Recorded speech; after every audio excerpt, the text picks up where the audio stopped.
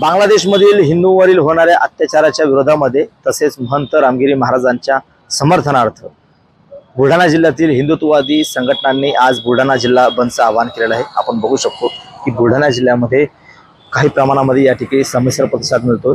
काही ठिकाणी शाळा बंदचं सुद्धा या ठिकाणी आवाहन करण्यात आलं होतं, तर एसटी बंदचं सुद्धा या ठिकाणी आवाहन करण्यात आलेलं होतं। काल व्यापाऱ्यांच्या सुद्धा या हिंदुत्ववादी संघटनांनी या ठिकाणी बैठका घेतलेल्या आहेत। मात्र आज जो प्रतिसाद मिळतो तो या ठिकाणी संमिश्र प्रतिसाद मिळताना दिसतोय।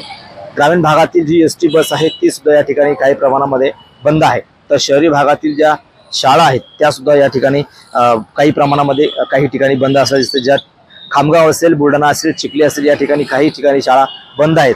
मात्र एकंदरीत पाहिलं तर लांब पल्ल्याच्या ज्या गाड्या आहेत त्या सुद्धा या ठिकाणी सुरू आहेत। मात्र ग्रामीण भागातील जी एसटी बस आहे ती कोलमडली असल्याचं आपल्याला या ठिकाणी दिसते। एकंदरीत पाहिलं तर बांगलादेशमधील हिंदूवरील होणाऱ्या अत्याचार आणि महंत रामगिरी महाराजांच्या समर्थनार्थ या ठिकाणी हिंदुत्ववादी संघटनांनी या ठिकाणी बंद पुकारण्याचं आपल्याला आवाहन केलं होतं आणि आज त्या ठिकाणी संमिश्र प्रतिसाद आपल्याला मिळताना दिसतो। कॅमेरामन नीरज देशमुखसह गणेश सोळंकी, TV9 मराठी, बुलढाणा।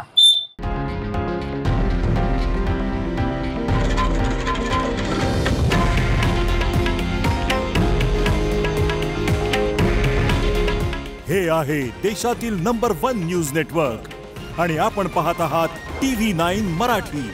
काळजी तुमची, हित महाराष्ट्राचं।